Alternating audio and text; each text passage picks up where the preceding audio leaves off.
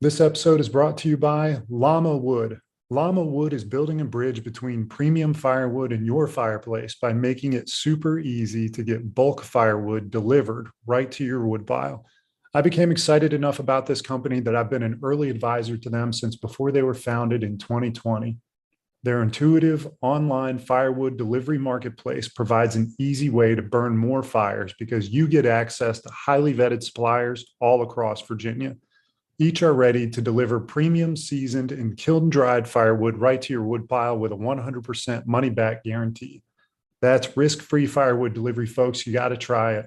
Llama Wood also lets you easily subscribe to weekly deliveries, earn rewards every time you shop, and they even sell log racks that they will fill up with wood for you. They are truly a one stop shop for enjoying life around the fire and keeping your woodpile tidy.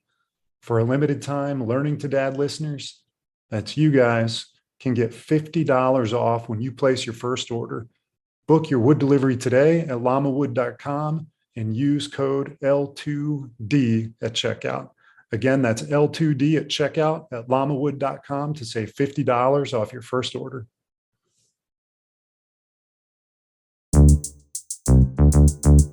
First off, I love my kids. This is Learning to Dad I'm the cool dad. That's my thing. with Tyler Ross.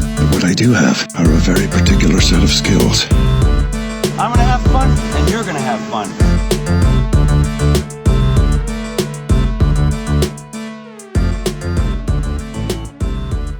All right, Dr. Silvia E. Moore, thank you so much for spending time with me. Well, thank you for inviting me, Tyler Ross. Well, I'm super excited to talk to you because the more I learn about you, the more I think that this is going to be a super valuable conversation for people to hear with kids. You and I just met, what was it, 2 weeks ago, I guess, with Lindsay talking about the Boys and Girls Club, of which you are the CEO now as of, what was it, June or July? July. End of July. Yeah, so CEO of is it Boys and Girls Club of Fauquier County? The Boys and Girls Clubs of Fauquier County. We have two clubs. The one here in Warrenton that is a standalone club, and then we're inside Cedar Lee. Yeah, right. Excellent. So as part of that conversation, I started to learn about your education, and you've got how many kids again? I have 5 children. 5 children. So, and your education is you got a master's in special education. You have a PhD in educational psychology. I do. And that's part of the philosophy program. Is that It right? is. It's a philosophy of learning. How do humans learn, and what are the environments that are conducive to our learning? So we may as well stay right on that because before we started recording, you were talking about the transition of in-person to online. Can you talk about those two environments in your experience at the Congressional School and how, like, what age kids you were teaching and like how teaching changed over the course of that transition? Sure. So I actually taught You can from drop that a little bit. pre-K. Okay. Sure. Cool. So I actually taught from pre-K to college. I was a professor at George Mason University, so I actually flipped into online learning for all of my courses. One of the things that was lost in online learning was the sense of belonging. And I think a lot of people don't realize that it's great that we teach our kids to write and read and math and social studies, but they have to be available to learn. And so there's a big theory called sense of belonging. And what that means is that we tend to do more and engage more when we feel like we belong in the space that we're in.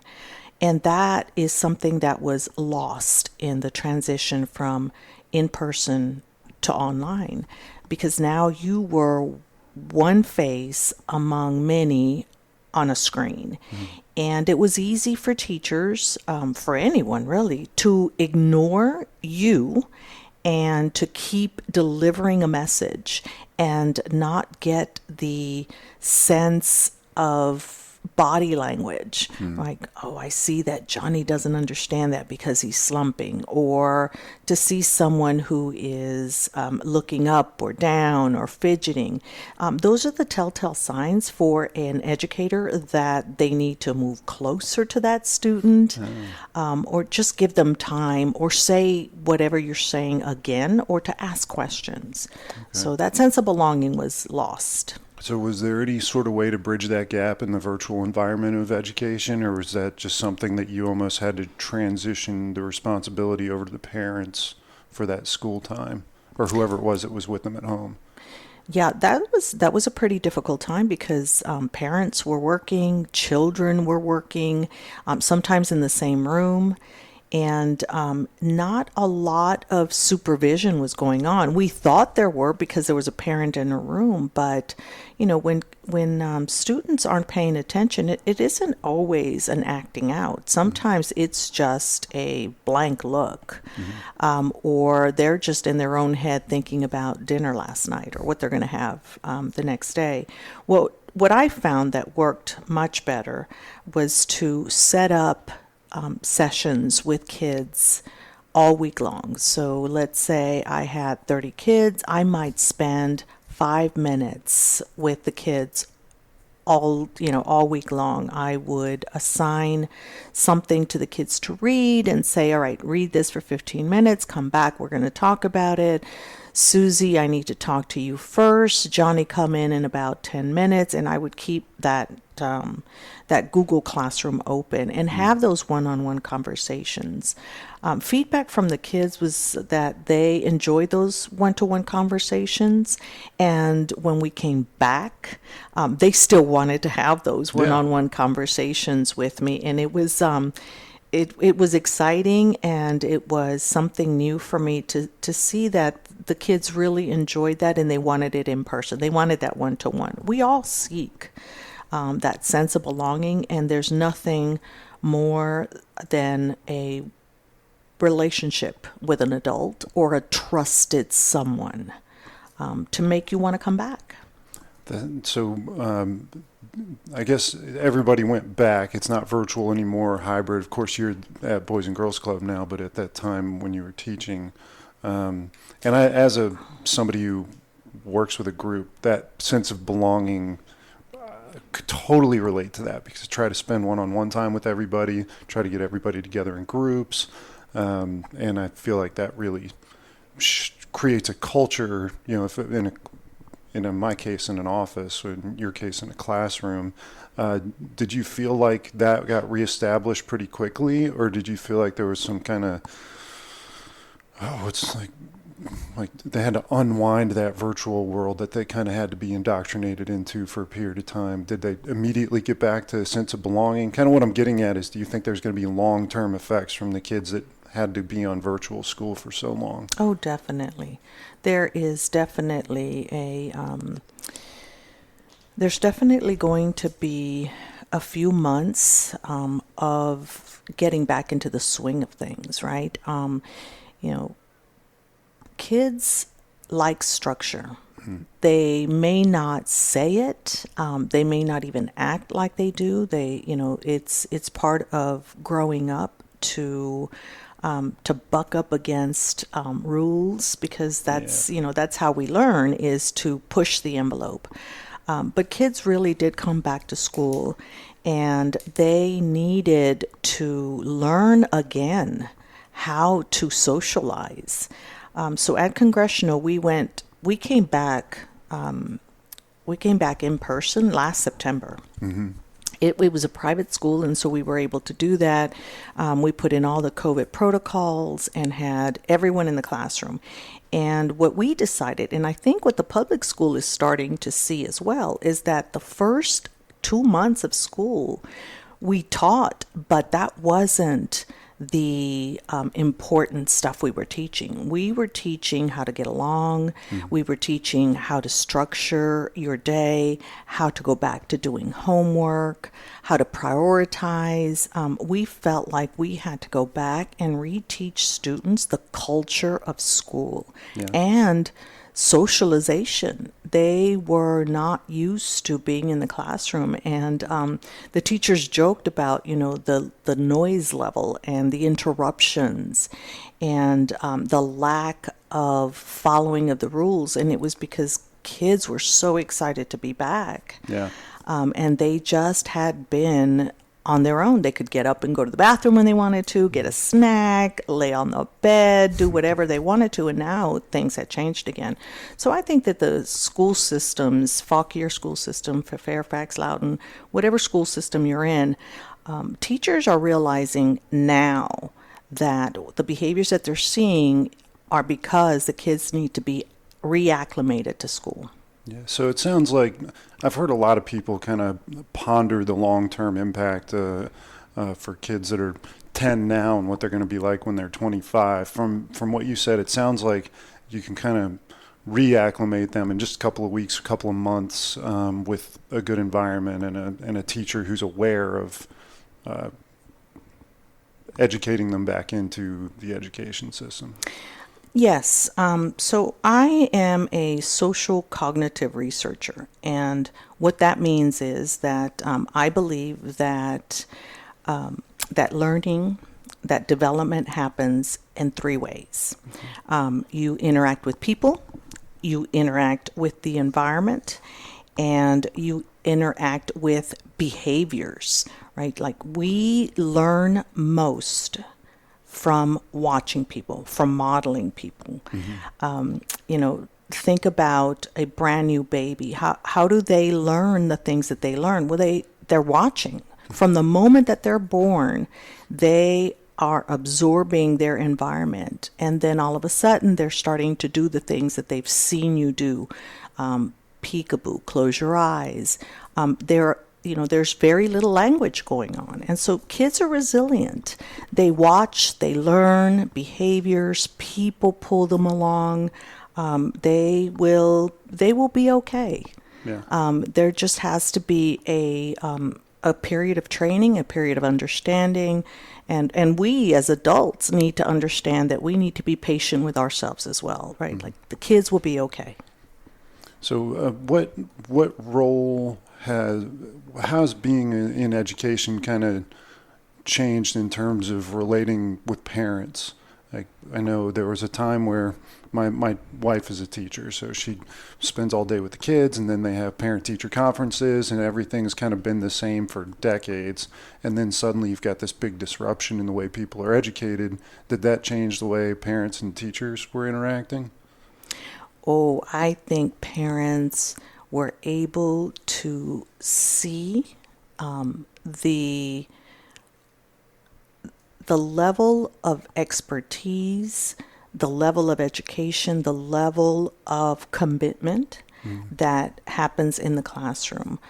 I can't state enough how little the United States how little value the United States puts on educators. Yeah. Here you have a group of people who have to have master's degrees. Master's degrees, that's 5 years of education, Yeah. right? When they come out, when educators come out of college, they have had human development training, they have had strategies for learning, behavior modification, and on top of that, they are experts in reading or social studies or science, math. So you have these people with excellent skills that could go somewhere else and actually make more money, right? Yeah. But they're not, right? They're in classrooms making what the government says is a living wage. And we know that a living wage here in Fauquier County, a good living wage above poverty level, is about $90,000. Yeah. Is that what we're paying intro teachers? No. And yet we are giving them a license to educate our kids, and for a large number of the population, raise our children. Where do you think that failure is in the? I mean, if you take a person acknowledges the value of a teacher. I mean, and if anybody spent 5 minutes with you talking about the value of teachers, they would all say, pay them $1 million a year because they are shepherding the humanity forward. So where do you think the breakdown is? Well, I think it's historical, right? We've got to go back to how the education system began. It was a woman's job, and traditionally women have not been paid well because in society women were going to get married and they were going to have dual incomes. Okay. And so that's where the pay equity or inequity began. Unfortunately, the government, our thinking changes very slowly. Yeah. Right. Educators are now a profession. It is no longer that schoolhouse with 50 kids from K through 12th grade, and it isn't just women. Right, it is women and men, but unfortunately, we have not kept pace with the mentality that this is a profession with professional people who have 5 years of college behind them and who frankly may or may not be women or may or may not be single parents or single, sorry, I'm going to take that back. Sure. So here we have a profession that is considered mostly female, and the pay inequity goes back historical wise. And this is one of the reasons we have a shortage in educators right now, is because we as a nation, as a world actually, as a world people, we do not pay for the value that is being offered. Yeah. Yeah, I completely agree. Seeing my wife teach everything from pre-K to second grade, I mean, those kids' lives are going to be substantially better as a result of having gone through my wife's classes, and she's compensated like she's stamping out license plates or peeling potatoes or something. And Right. It's definitely a skill, and she's an angel for the patients, and I think that's a special human being that can do those things. So, And I'm sure she works more than 40 hours a week. yeah, even right? as an assistant presently, all the time, and she pulls money out of her pocket to go buy, supplies and for the classroom and for individual I'm not kids. surprised to hear that. I'm Yeah. not surprised to hear that. It's amazing how many educators pay for their own supplies, decorate their own classrooms. They work more than, I would say, 60 hours Yeah. a week. Yeah. And then I find the same even in private school, that same systemic problem survives even in a more private, sometimes even for-profit environment.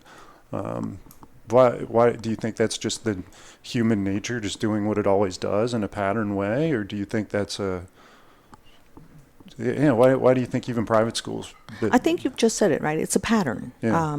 Education is valued as you are in it and learning and moving towards a university. But if you are the one who is doing the educating, that you're not providing a value. It makes no sense. Yeah. That's definitely a dissonance that's happening in our nation, but I think in the world. One country that I have been to, a girlfriend of mine is a teacher, is in Denmark. Yeah. And they value their teachers. They pay their teachers what they're worth, but they also put a lot of importance on this sense of belonging for children. They're into the exploration of learning and critical thinking, and they allow their children to fail. Yeah. And so that you just like pushed a button on mine. I could go on and on, but yeah, the sense of belonging, and I feel like the failure is where growth and resilience comes from. And if nothing else, I want my kids to be resilient. Yeah, one of the things I've always said to my students when they say, "Oh, this is hard," I said, "Oh, I'm so glad it's hard, because if it isn't hard, that means you're not learning." I said, when things begin to be easy, that's when you know you've got it and you need to move on. Yeah, yeah. One of the things that sticks out to me, if you listen to any Jordan Peterson, he's a psychologist, clinical psychologist, but one of the things that he said is, we should pick up the thing that's heaviest and carry it as far as we can, something like that. And that's what gives people purpose and drive. And it's that kind of struggle that brings you out the other end to make you, a productive and satisfied person. Yeah, well, I agree with him. As a social cognitive researcher, I believe that in education, well, in any part of our lives, the way that we get ahead is by understanding ourselves and having goals, right? The first thing I do in the classroom, or did in my classrooms, was to ask my students to create goals. And, the goals were always the same. I want an A in this class, I want an A in that class. But the next thing was to think about the action steps that needed to happen in order to reach those goals. Those were a little harder, because now you have to think about, how did I do this last year? What worked? What didn't work? What am I going to change? And then they had their action steps. That's where most people stop. What I try to teach my students, and believe I've taught my kids, is that set goals, set your action steps, but don't forget to monitor those goals, right? Like, have a day in your calendar where you are going to sit and think and check off the boxes. Did I do this? Did I do this? Did I do this? Because now you've set goals, you've got action steps, you're monitoring your progress. And when that goal is accomplished, you evaluate that goal. Did it come out the way I wanted to? And if it didn't, well, rework that goal. And if it did, we'll move on to the next goal. Yeah. I get bored very quickly. And having those multiple goals, you check the box and move on, check the box and move on. How do you feel about the celebration of the achievement of the goal? So, I think that we have to celebrate. Like, we human beings are very egocentric, and we need some affirmation. Yeah. That's how we move forward. A part of me really wants to celebrate, but celebrate appropriately, right? Exactly the way that you would not chastise a child for breaking something that they didn't mean to break, right? You don't call that child bad. The action may have been bad. So you talk about the action. It's the same thing you do with the goal. Don't make the goal about you. Make it about what you're trying to do. So I would celebrate by not calling them good, what a good boy you were, or what a good thing you did, but to really celebrate the actions that they took. Wow, you really stuck to turning in homework 100% of the time. That was a great achievement. Now you've celebrated those actions that led them to accomplish their goals. And the action steps usually are universal. You can transfer those skills from goal to goal. So the goal, you can't transfer it so easily, but the action steps, those you can transfer. I like that. I hadn't thought about it in those terms, but that resonates a lot with me. So what are some of the other contexts or fields that you can think of that would be good places for kids to fail? Like athletic fields, projects at home. Like, is there anything in particular that you felt like was maybe for yourself or your kids that was where a lot of the growth was cultivated? I call those teachable moments, right? Those teachable moments are so important. I have had parents who have come to deliver something that the child left at home, whether it was homework or lunch, I say yes, please deliver, because hungry kids are not good at school. But but let them fail at some of these things that they had power to control, but for some reason or another they didn't, right? That project that is due in 2 weeks. They knew it was due in 2 weeks. They may have planned it out a little bit, but they didn't follow through with the plans, and now it's the night before, and I call it, oh, by the way, right? Yeah. Like, oh, by the way, Mom, I've got this project due, and I need glue, glitter, right? So there goes Mom and Dad to the store to buy all of this stuff to save Johnny from not having the project turned in. I think that I was, in fact, my kids will say, I was very bad because I would say, wow, you're in big trouble. How are you going to get out of this now? Right? And they would have to come up with their own plan. And, and that's when I would say, once you have a plan, let me know. I'll be glad to help. Yeah. But I was very standoffish because I wanted them to understand that this was a goal they should have planned for. Now that it's here, now plan for the emergency. And I think that those are teachable moments that we should always keep in mind, right? When something goes wrong, don't dwell on what went wrong. Ask those powerful mentoring questions. What can you do? What else could have been done? How will you do it now? Right? Stay away from the why. The why is too judgmental. You're never going to help a child learn with the why. Okay. It is always the what, the who can help me, and how can I do this? Where can I find someone to help? I always tell my students, young people that I work with, I know a critical thinker when I hear them say, "Can you help me?" Yeah. Right? Because a critical thinker knows that they need help and they're willing to ask for help. So do you find that how old's your oldest and your youngest? Oh my goodness. My oldest is he's 38 and my youngest is 23. Do you feel like they grew up in the same generation and context, or do you feel like that 15 years was there was a difference in the way that they were raised? Oh, there was a huge difference in the way that they were raised. I think one of the biggest differences was they had a different mom. Yeah. The older ones didn't have the seasoned educator. And so there are 4 types of parents, right? Okay.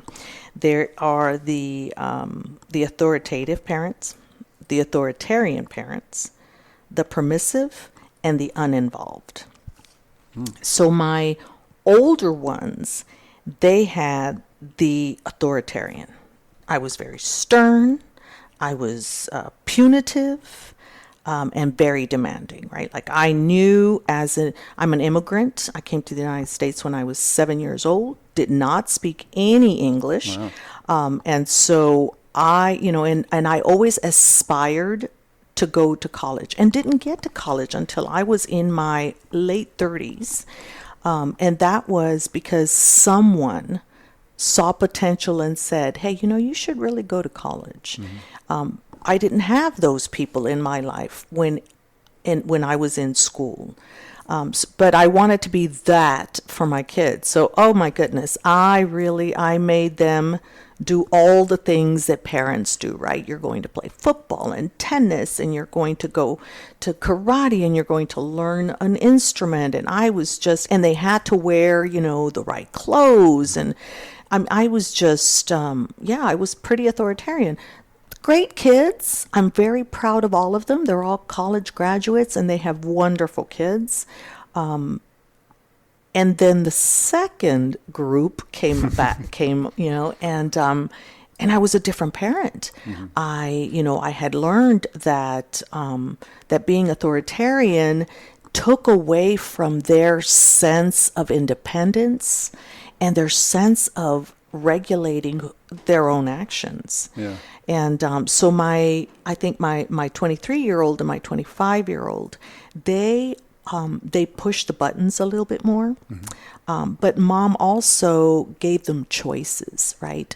The older ones, it was my way or the highway. With the little ones, I decided that, yes, there were non-negotiables. You've got to go to school. You've got to get good grades. But that was it for me. If you could do those two things well and stay out of trouble, you could do almost anything. You want to play football? Great. You don't want to play football? Okay. You want to play tennis? Great. If you don't want to play tennis, fine. I have pictures of my younger kids in family portraits in a number of their egos, right? Like Batman or Robin, or they were the Power Rangers. I just decided that there were more important things that I needed to teach my kids than to dress appropriately for a family photo. Yeah. And I think that when they talk, even the older ones said, you got the 2.0 mom, the cool mom who wasn't always, telling you what to do. You guys got choices, yeah. Right? The choices were the same I would have given the older ones, I think, right? They were still, do your homework, but do your homework right after school, or do your homework in an hour after you've had time to chill out. But you had to have your homework done by 6 o'clock, right? I still was the same demanding mom, but now I gave them choices for how they were going to do whatever it was I was asking, right? Even the lawn, right? I need the lawn mowed by Sunday afternoon. Don't care when you get it done, but by Sunday at 5 o'clock, the lawn needs to be done. Now I've given them choices. So, and if they choose to not complete that, did you have a ready to go plan? Oh yeah. That was their job. They knew of. That was their job. Yeah. So I believe in economy, right? That kids need money. So I believed in economy, and they had phones. So I would say to them, well, look, I'm your boss. You didn't. The job wasn't done. So I'm going to have to let you go. I need your phone, your money. You just didn't complete. You just didn't complete the job, and they didn't want that, right? And I was pretty savvy with computers and internet, so I would turn off the internet for the kids after 8 o'clock. Yeah. And it would turn into a different password at 8 o'clock, and so only my husband and I had that password. So my kids knew that there were tons of little things I could do to make sure that 5 o'clock lawnmower was done. Got done. So I'm going to take advantage of your Mom 1.0, 2.0 utilization and ask you if you find that there's a comparison to be made between parents generationally, because you almost were a parent in two different generations. So do you find that parents are taking more of one approach than the other than they did, a generation ago? That's so funny you asked that, Mom. I was talking. We have Sunday dinner every Sunday. We either come to my house or we go to my mom's house. But all the kids and grandkids, they all come together every Sunday.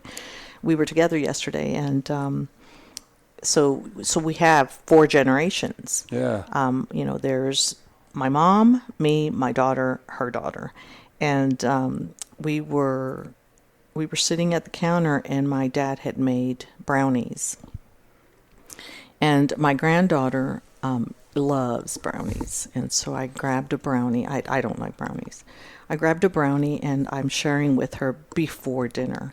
And then my grandson gets very upset because he sees her eating brownies, and he starts to act up. And he's not asking for the brownie, but he's definitely feeling like this is not fair, and his mother immediately, begins to chastise him. Stop acting like that, right? But without understanding the behavior that was coming behind those actions, or the sentiment, right? Without understanding the sentiment that was coming behind those actions.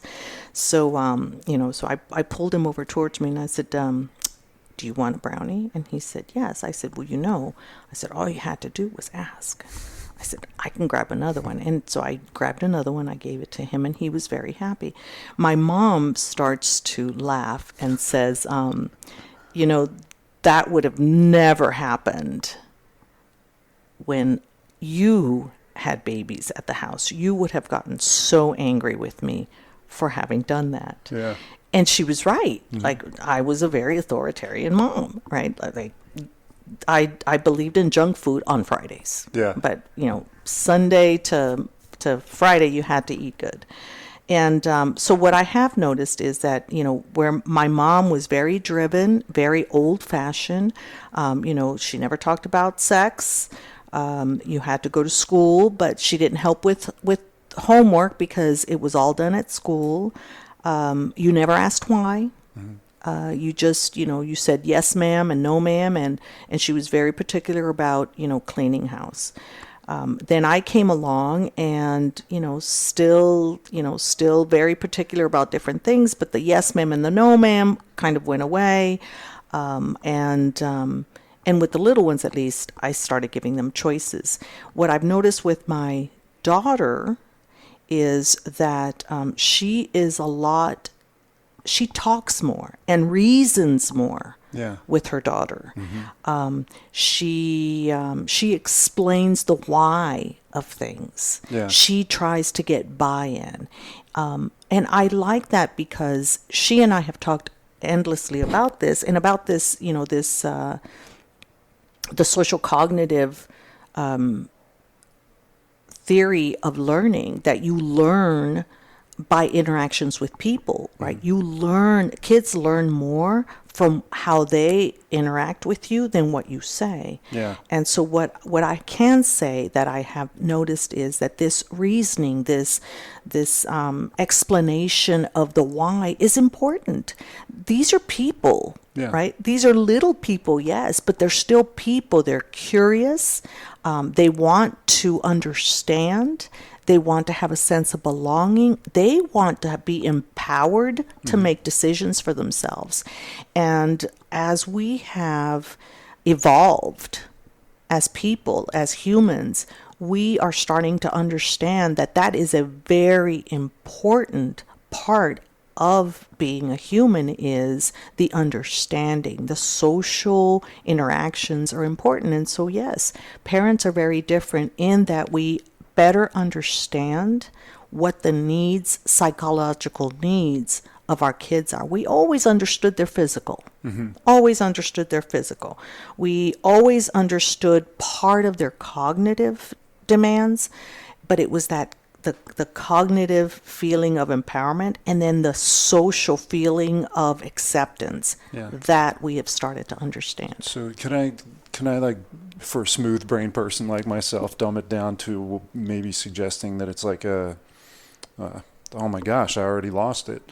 But like a challenge, and then them overcoming the challenge, like a negotiation, like almost like teaching them how to negotiate, and then sometimes they win, sometimes they lose. Yeah.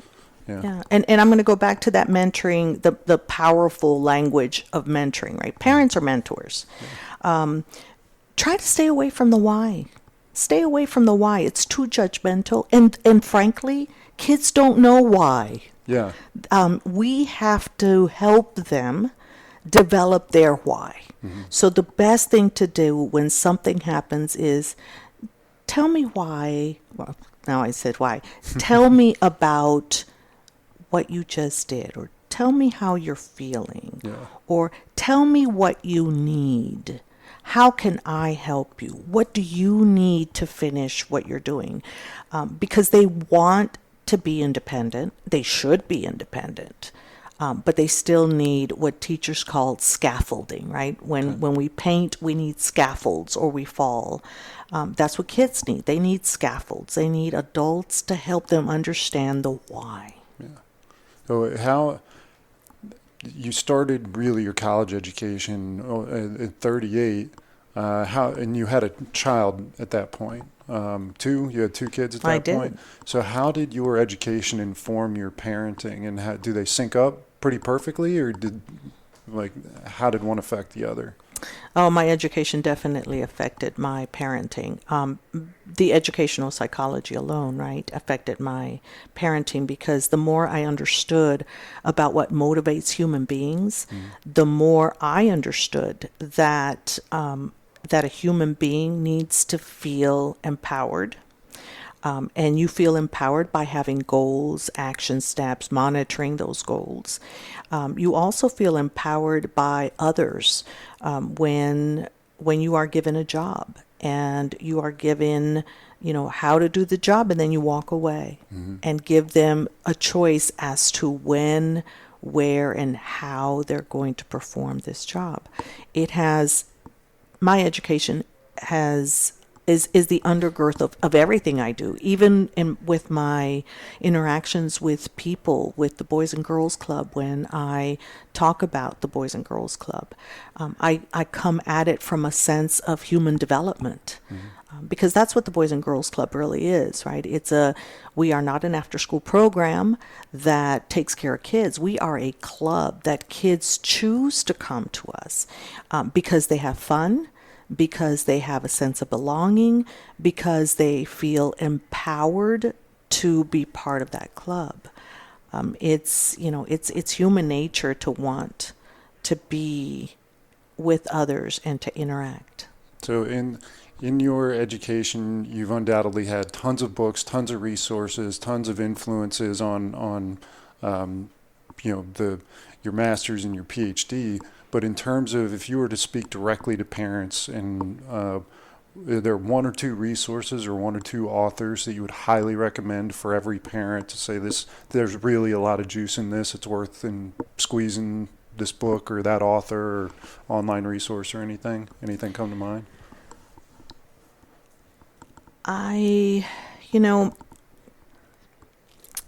There are a couple of writers that I follow, but they're researchers.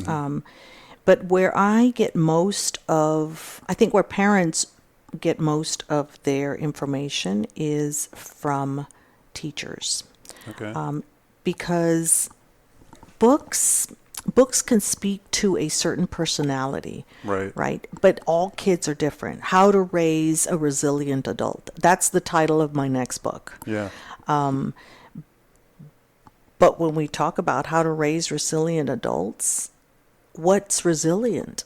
In what context are we talking about resiliency? An artist, the kind of resilience that an artist needs is very different from the kind of resilience an engineer or a teacher might need, right? So I would say that the books that I tend to gravitate to are academic books on human development. Okay. There is, I'm really reading a lot on ADHD. It's really something that I worked with a lot, and I think all of us have a little bit of it, right? We Sure, all yeah. have attention deficit disorders.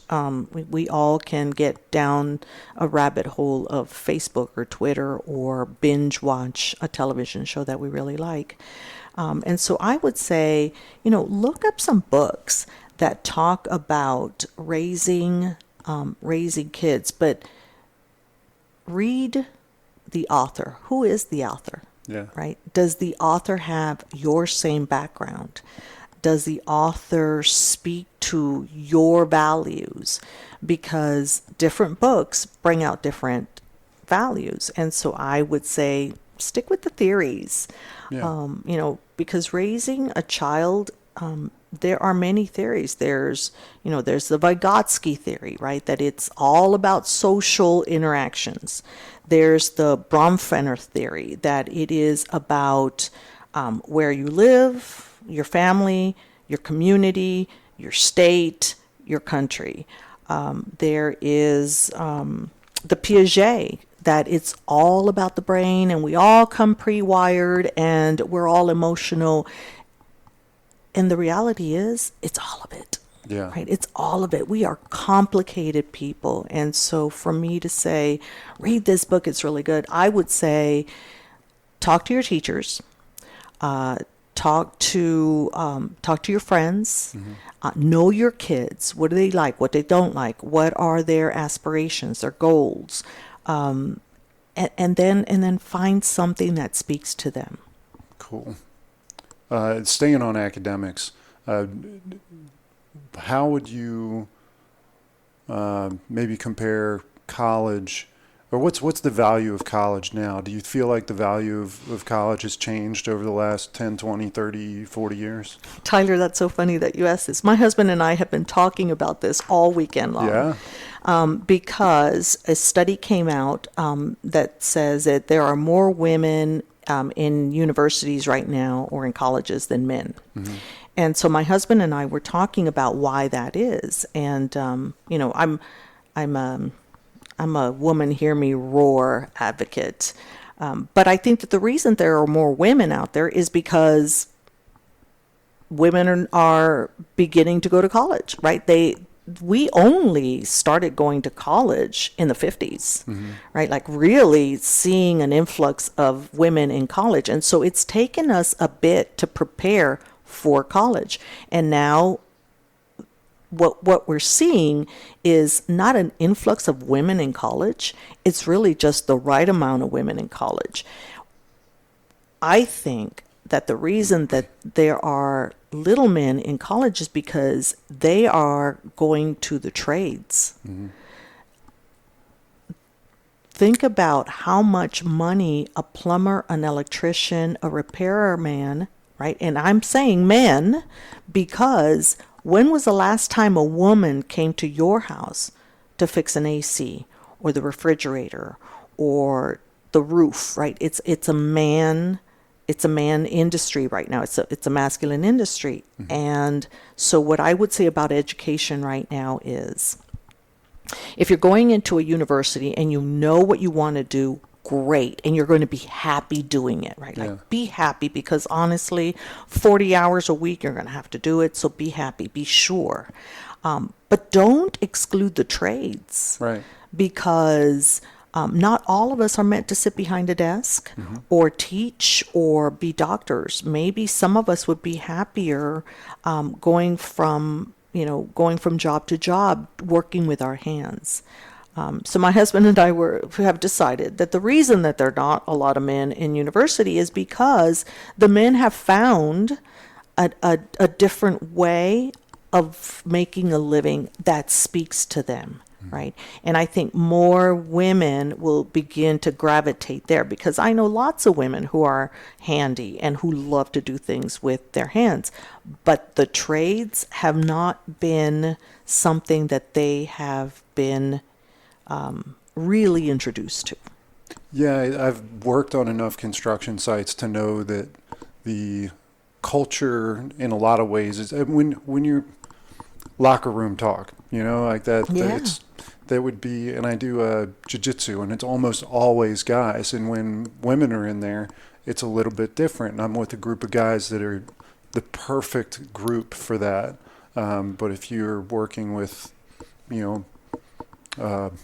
guys that are clearing lots and running heavy machinery, they talk to each other in a different way than they might talk to a woman. So breaking into that not only requires the desire to do it in the first place, but also a little bit of resilience to tolerate the foul-mouthed knuckleheads like me that, might make it difficult to, kind of feel super comfortable in that environment. Yeah. And it's just a matter of breaking that entry, right?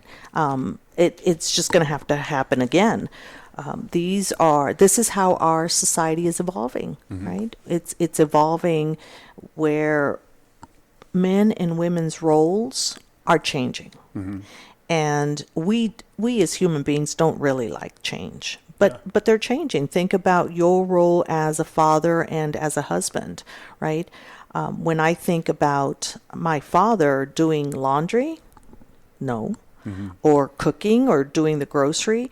In my house, my husband does all of that, right? Like I call him the chef. I'm the cook, right? He's a chef, and when he goes to the grocery store, he really does a great job of shopping. Sylvia just goes to the grocery stores and dumps, whatever into he the buys basket. ingredients. You Yeah, I just buy. And so those roles have changed. And when I look at my family structure, I think we are both doing the perfect, we're in our perfect roles.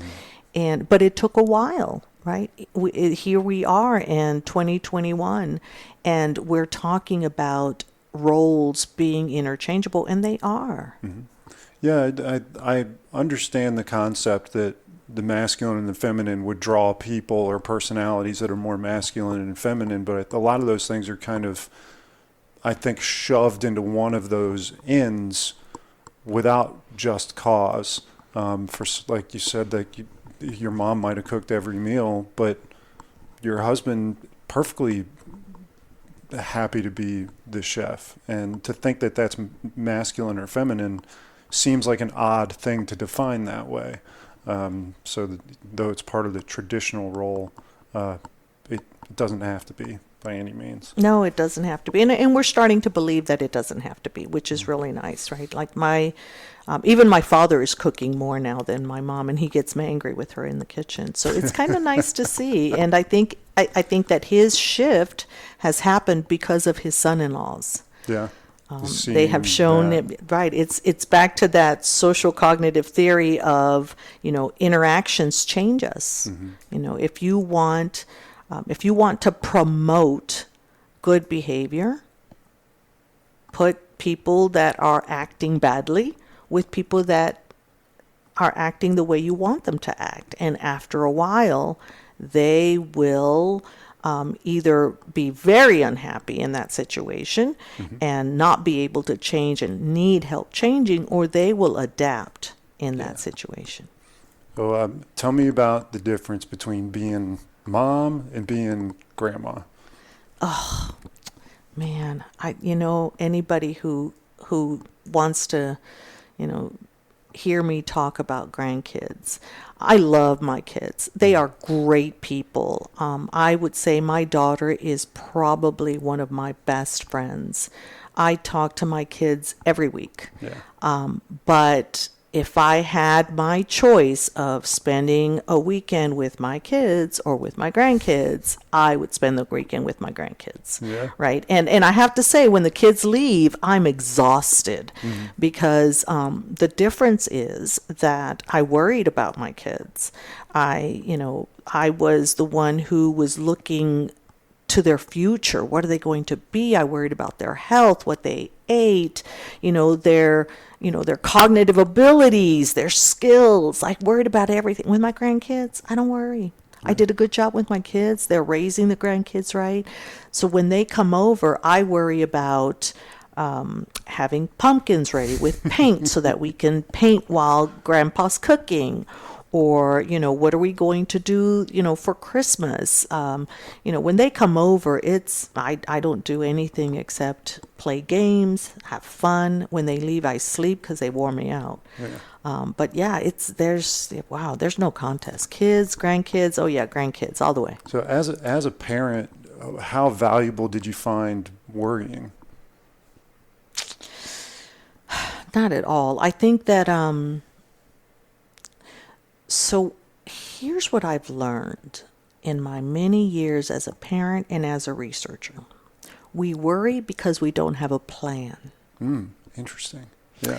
Once I could sit down and plan it out for myself, whether it's in my head or whether it's talking with my husband or even on paper, I'm a paper person, the worry would go away, right? Like, what do we worry about? We worry about, right now we're all worried about, keeping them safe, right? So we do everything we can to keep them safe. If you're worried about school, you make a plan for, what are you going to do at school? What homework do you need? Just put things in place because we're worrywart as parents. We have the lives of these young people who are going to run our country someday, right? And we worry that they are going to be fruitful, successful, happy adults. And yeah, I mean, worry justifiably, right? Yeah. It's a long haul. It is. I come from a long line of worriers, and my dad's side doesn't worry, and my mom's side does worry. And my grandfather passed a year ago this month, and he lived to 94, but he lived 93 years and like 10 months extremely healthy. Even though he never ate anything that wasn't burnt and brown, he was overweight, he lost half a lung from smoking, but the man did not carry stress with him at all. And just my grandmother, on the other hand, ate perfectly well, exercised regularly, but worried constantly. And she took good enough care of her body and mind to live. She's still alive. She just turned 97 last week.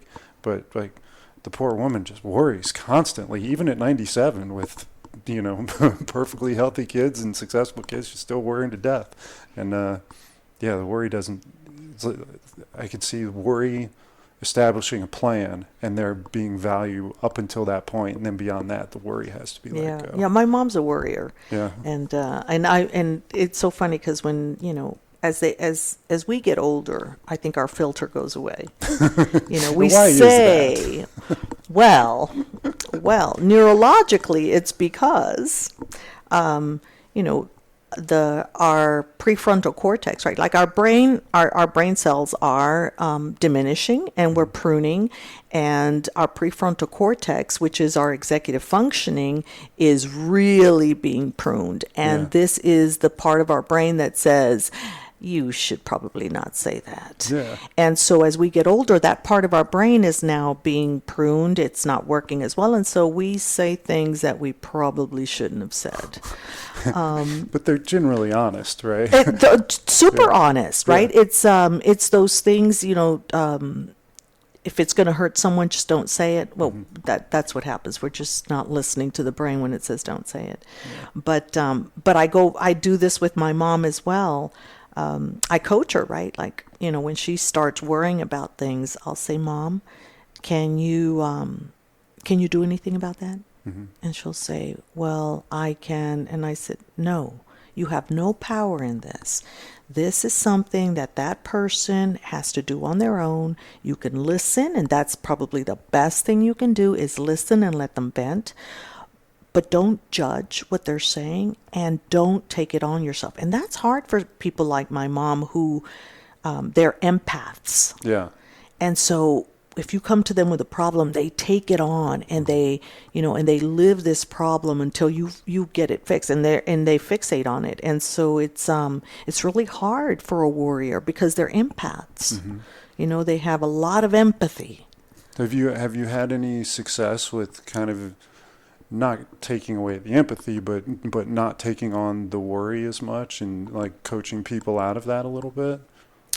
The way that you coach people out of it is to really help them understand that they do not have the power to change it, mm-hmm. right?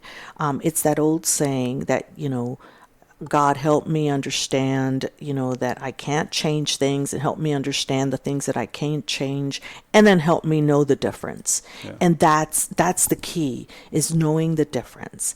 Can I change it? Yes. How can I change it? With these steps. What can I do? Can I change it? No. Mm-hmm. What do I need to do? Let it go, or think about it a little bit and then put it away. But you've got to work through those things. Yeah. So you're still a parent, obviously, but the kids that are all grown and raising family. 23 is still pretty young. I have one at home. He's finishing up a degree at George Mason. He's doing a multimedia degree. So, how do you feel as your role is different for the 38-year-old and the 23-year-old as a mom, a parent?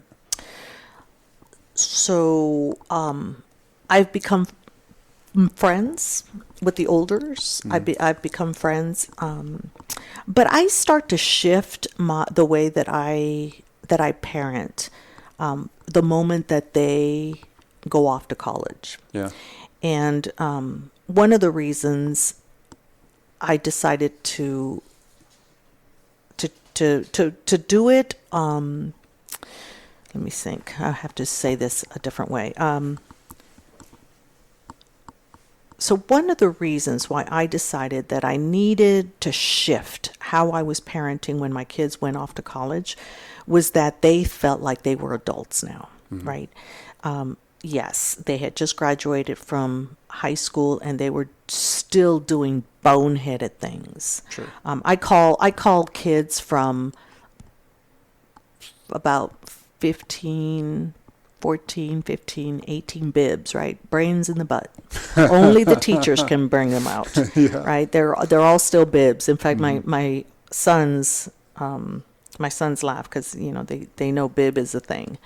But once they're 18 and they go off to college, if they leave home or if they decide to do other things, parents have to shift into an adult phase with their kids.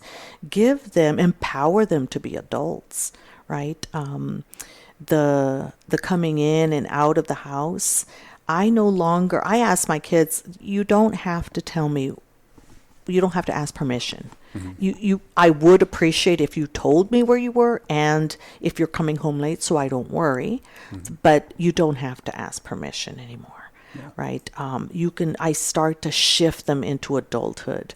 In fact, my 23-year-old who lives with me, he, I can't remember what he was doing, leaving things open, or I can't remember, but, I called him in to my office and I said, look, you're not being a very good roomie. You're leaving things out. I'm going into the porch, or, your plates are still out there. I really would appreciate if you would respect the common spaces and be a good roomie. He totally got that because he'd been living with roommates in college and it never happened again. But I think you have to become friends with your kids. You have to start treating them like adults. And one of the hardest things parents have to do is don't give them advice if they don't ask, right? Treat them like you would a friend. If a friend is sharing things with you, you're not going to say, well, remember when you did da da da da, and you probably shouldn't do it this time either. And that was the biggest shift for me, was don't give them advice that is unasked for. Because, I think it tends to make them feel that you don't respect them or think of them as functioning adults. You sound. This is why I talk to folks like you who've highly educated, tremendous success in work, and it's like you go about things deliberately, and it sounds like you've been a very deliberate parent. There wasn't a lot of haphazard parenting going on, but did you ever? How often did you find that you had to kind of balance out I'm doing it this way because this is my plan versus being emotional or reactionary? Was there a balance of that, or were you always kind of very highly aware of every decision and conversation you were having, or did it change? Oh my goodness, Tyler, I fooled you. No, I'm from El Salvador. I'm very Latina and very emotional. In fact, my children will say that that they knew when mom was angry because she didn't say anything. Right? So if I screamed and hollered and called your name, if I called you Thomas Andrews Moore, you might be in trouble. But if I called you Tomas, you were really in trouble. So no, things happen. These are kids, right, who are going to make mistakes. I'll never forget one afternoon when the principal of the school where I was working and my son was a junior comes into my office to tell me that he is going to suspend my son, give him an in-school suspension for something. And I was like, what? And so he tells me what happens. And I was like, I said, go ahead, suspend him. I said, it can't be any worse than what he's going to get when he gets home. So, kids throw you for a loop, and you're going to get emotional and you might get reactionary. I am a proponent of saying sorry to the kids, right? Look, yep, I screamed at you. Sorry. Yeah, I threw that shoe at you on your way out when you were screaming. Sorry. I mean, I did things. I think one of the things that my sons are always they are always laughing about, the little ones, because I did it with the big ones. When my second son was about 22, so the little ones were about 8, 7. He came home, and he loves calling me Moore. Yeah. He loves calling me Dr. Moore, or Moore, just Moore. But he came home. He was just finishing up college, I think, and he was he thought he was the little kid's father. He would take them everywhere. They loved being big brothers, but he told them that they could go outside, and I was taking them out for pictures or something, and they got all dirty, and I was so mad. And the kids came in, they were dirty, we were late. I looked over at David and I said, "What were you thinking?" I was like, "Just get out." And he goes, "What do you mean get out?" I was like, "Get out, like I'm in the house and I need to clean these kids up and you are making me angry." And he's like out, like you want me like out the door? And I said, like, anywhere I'm in, you need to be out. and my kids still talk about that. They're like, "We have never seen you so mad," and it was over mud. Yeah. Yeah. Oh my gosh. But you know how it is. You're a parent. You're in a hurry. You've made plans, and of course, the day that you are late, that's the day everything goes wrong. Yeah, you spend 20 minutes getting their socks and shoes on, then you go brush your teeth, and then you come back and their shoes and socks are off. And if the world was ever going to end, it's going to be in that moment for a minute. And it's the silliest things Yeah. that throw you off as a parent, right? The big ones you worry about on the silent. It's the little things, and that's another thing too that I think parents should be aware of. When you fly off the handle, it's not because of that little thing, right? Like it's a bunch of little things that have happened. So that's probably a time where, hey, mom and dad, you probably should take a break. Yeah. You should probably get a sitter and go out and do something. Go walk in the sun. Do something.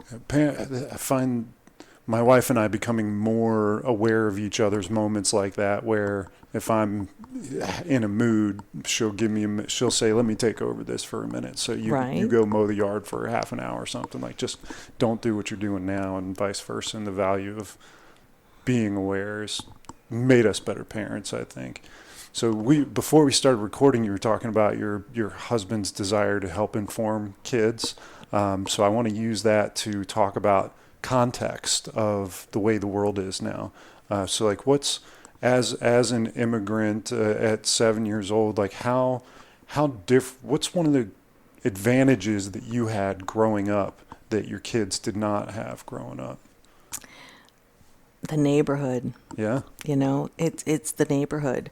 I tried to give it to my children, actually. I intentionally bought a house 2 blocks from the elementary school where I did lots of research, right? Like I wanted a school that had Spanish immersion. I wanted a school that had very little influx of federal funds. And I wanted to be in a cul-de-sac so that my kids could play. And part of the reason I did that was because I ran in a neighborhood with kids where everybody was outside playing, and we all rode our bikes to the park. We went to the YMCA to go swimming on our bikes, and I think that's gone for our kids. We now make play dates. Our kids are so over-programmed with things that parents want them to do, not necessarily what the kids want to do. Yeah. And so kids don't really have that outside friendship mentality. And I think that's another thing that they're having trouble with, is interacting with each other, because they don't spend enough time interacting with each other. We think they do at school, but they don't. Right? They're in classes. They are being talked to. They are being lectured to. If they are talking, the discussions are programmed, and so they're not really having a lot of back and forth. And so I would say that that's probably the biggest difference between how I grew up and how kids nowadays are growing up. They are, they're growing up without that it takes a village mentality. Yeah.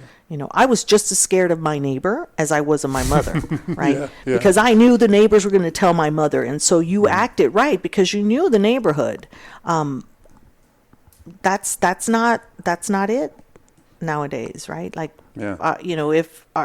I think that parents are more likely to get angry with a neighbor if a neighbor corrects their child. Yeah. You even angry with a teacher. Yeah. Where back in the day, if Mr. Joseph came over and told my mom that I was walking on his lilies again, right, my mom would do something about it. And then I would have to go and work with Mr. Joseph to get his lilies back on track. Yeah. There's not a lot of that anymore. Growing up around here, I don't know, it's twice as big as it was. But if I was speeding, my dad was going to know because he was going to get a phone call. And that's not really the case anymore. And certainly, as small as the town can be, my kids won't have that. How about the other way? What's a disadvantage that you had that your kids don't have? Well, the disadvantage, I grew up in a house where my mom worked. She was single, and there were 5 of us, and she worked 2 jobs. She worked from 6 to 3 at the city hall, and then she went to her second job from 3 to 12. So we raised ourselves, right? Like, my mom would call us and say, dinner's in the refrigerator, here's what you do, and then we would do it, right? Like if we finished school, it was because we really wanted to. There was an expectation of that. So we were pretty independent. So I would say that in my neighborhood of immigrants, that was probably what happened in every house because both moms and dads were working. My children, I think in this generation, they have other resources, right, that they can look to for help. So, in the neighborhood helped, right? That there were other parents in the neighborhood. It wasn't a shameful thing to be working, and so other parents would step up and help. They wouldn't have to pay for sitters. Yeah. Right. Well, that doesn't happen now with kids.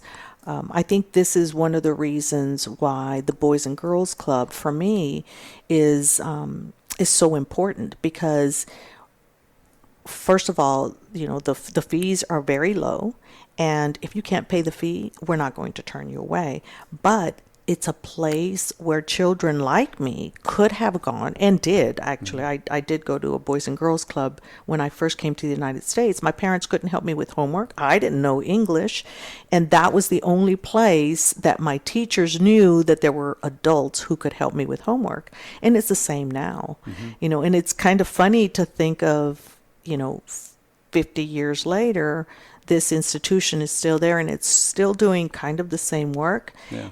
But it's facilitating a different type of child, right? The children that we have now, I think some of them, yes, parents are working all the time, but now these kids don't have a neighborhood. And if they didn't have someplace safe to go, they would hang out at the park and get into trouble. And, I just find that trouble is more easily found than it was before. Interesting. So something that I've thought about it a little bit, but not a ton because I feel like it's still so fringe.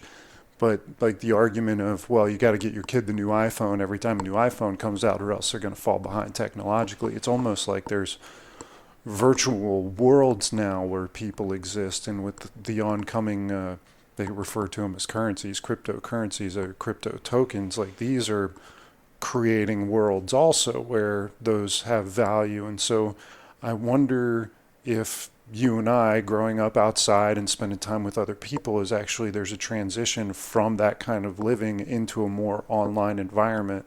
And if that's neither bad nor good, there's just the direction of humanity. If you ever heard of the concept of the singularity where we all kind of become one, do you think about that at all? The idea that maybe it's important for a kid to have 6 hours of screen time. I mean, I'm not an advocate for that, but it's just a thought to flesh out, because maybe when they're adults, they're going to be plugged into something, interacting on. I really haven't thought about it enough to even flesh out the question. Yeah, well,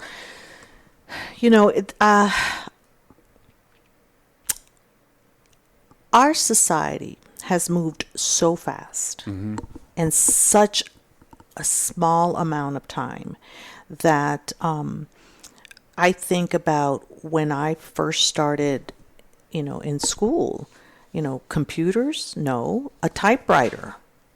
And now, now I have this phone that is so powerful that I can do almost anything with. And it is not a luxury. It's a necessity. I can't work without it. I can't socialize without it. Sometimes I can't be entertained, right? Without it. And so I think that there is an argument for how much time is too much. That I think we are human beings, and we are social beings, and we do need interactions. So we do need to be cognizant of that. However, we also need to be cognizant that if we want our children to be successful, to reach the heights of any career, they have to be technologically adaptable, because today, if you ask someone if they know how to, if they know how to use Word document or Excel or PowerPoint, those are like no-brainers, right? I mean, if you can't use that, buddy, you don't got a job, right? Nowadays, it is not about that. It is about how savvy are you with social media? Can you market yourself with social media? Can you go into Google and use all the Google Drives and folders? And can you translate from one platform to another? This isn't just Silvia Moore, CEO of Boys and Girls Club, who needs to keep contact with all of these different stakeholders, and we need to communicate. This is the artist who needs to communicate and needs to understand social media. This is, this is the sanitation guy who needs to understand the computers that now he has to navigate in order to do what he does. It's not a luxury anymore. I think the time that we allow to social interactions is the luxury, and we have to plan for those. I think this is where parents are over-programming their kids with, all of these different activities. But the activity that they should be actually over-programming is group activities, where kids are interacting and exchanging ideas and refining their critical thinking skills.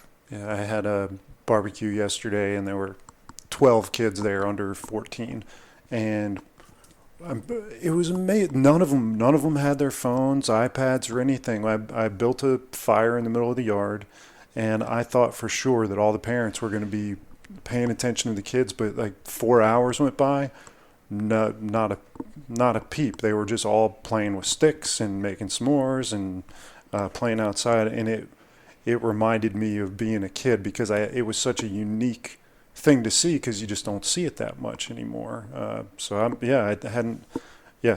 wish more folks would just say, get on your bike, go outside, and don't come back till dinner time. Yeah, you got to give them the time, the access, right? I took my grandkids on a walk to Shenandoah, but I know that they call me Mima. I'm Mima. And as much as they love me and want to be with me, I think 30 minutes of Mima time is enough. And so I always say to them, it's like, is there a friend you want to invite? Right? And so I will take each of them with one of their friends. The rule is, everyone has to interact with everyone. You cannot go off on your own. You have to interact. All the grandkids have to interact. And that's the time where they love it. We go walking. I bring junk food. We get to where we are. We'll play a couple of, they like to play music for me. They like to wow me with their musical tastes. But for me, that is my way of teaching them how to cohabitate with each other, how to talk, how to argue, and not get into a discussion of I'm right, I'm wrong. How to discuss things with, here's where I stand, here's where you stand. I'm not trying to change your mind. I just want you to know me better. Yeah. So you touched on something that's like super important to me, and I try to be hyper aware of it at all times. It's like, I feel like one of my biggest jobs as a dad or a parent in general is to get out of the way sometimes and like letting them solve their own problems and things. Can you speak to like getting out of the way as a parent? It's so funny because I honestly see not just parents doing it, but dog owners too. Yeah. Right? Like getting in the way, they think that they're facilitating, but honestly, the kids can facilitate for themselves. Sometimes they may need some interventions, but parents really do need to get out of the way and allow the kids to think for themselves. And this is where that mentoring comes in. I'm a big proponent of mentoring. That's one of the things that we are doing with robustness at the Boys and Girls Club. Every boy and girl at the club has a mentor. And the reason for that is to help adults get out of the way, to ask the kids the what, the how, the who, and to try and get them to solve their own problems.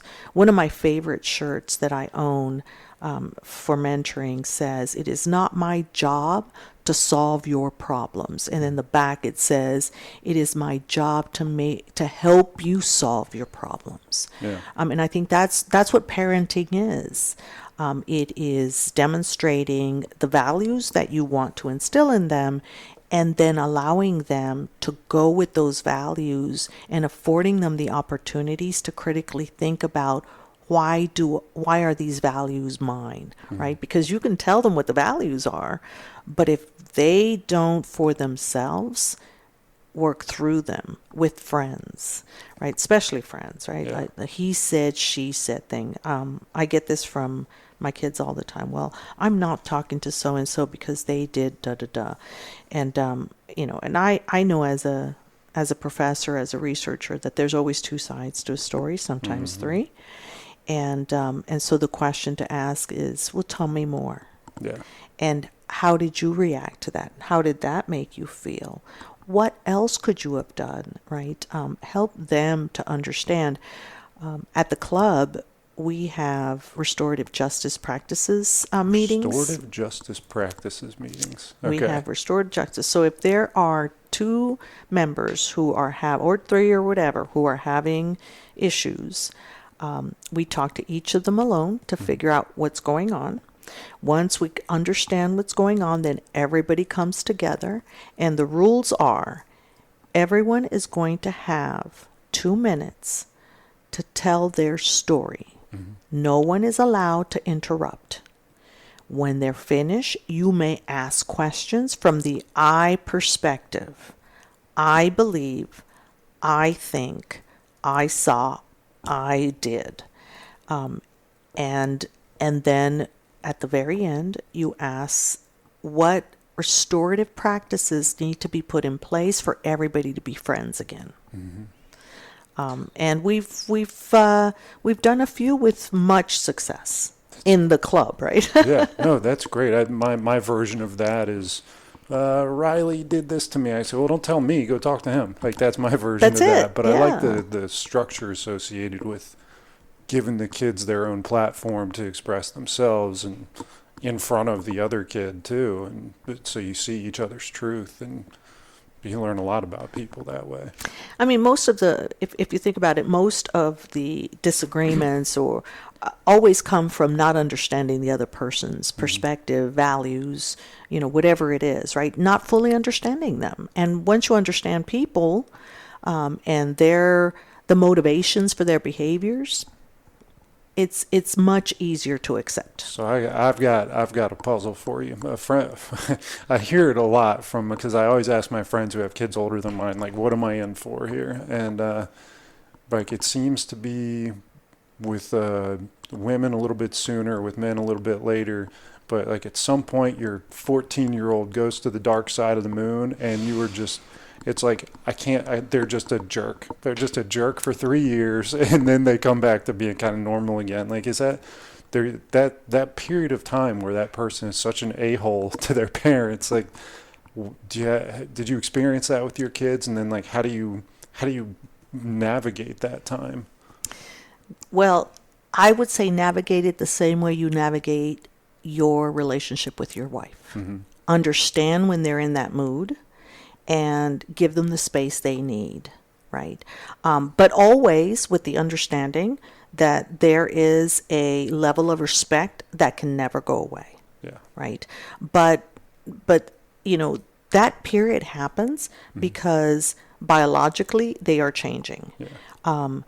Chemistry in their brain is changing. That the dopamine levels are just out, and so you have to.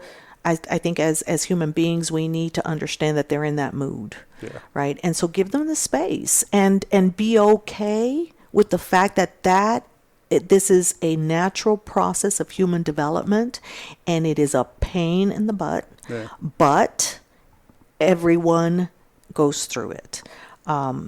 This was that kid, right, who came in with, he thought it was so funny that all the kids were in mud and I was on my way to take pictures. Mm-hmm. That was his, I've got the power with these kids, and, I could do anything I want, and you just have to understand where they are. I mean, it's that motivation, right? Understand their motivation behind, and it'll give you a little bit more patience. But one of the things that I do tell parents from the beginning, from the time they're 0, right? Like the minute that they're born, be consistent. Mm-hmm. Don't change the rules on kids.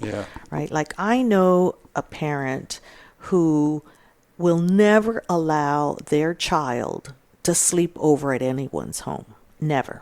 Right? That is just part of their culture, and they will never allow it.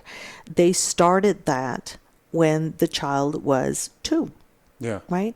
And so from the age of 2 until the age of 20, that child was never allowed to sleep at anyone's home. People could come to their home. There were rules happening, but it was a consistent rule. And so they never had to argue with this child at the age of 13. It had been a rule all their lives. Right? Other kids said, "Why is your mom like that?" I don't know. That's just the way it is. Rule, and it's not changing. It's not. Just be consistent, right? If you're going to make them eat that vegetable, every night except Fridays, then make them eat that vegetable every night except Fridays. If you are going to say that homework has to be done by a certain time, stick to that. Just be consistent is the rule for parenting. Love that. Okay, I got to let Dr. Moore go, but I'm going to do the rapid fires real quick so that we can wrap it up. What is a gift? No money, objects, no money is no object. What is a gift that you would give to every single parent on the planet? Patience. When do you feel the most love in your life?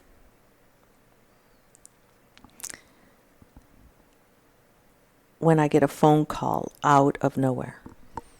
Is there a fictional or television parent that you always liked?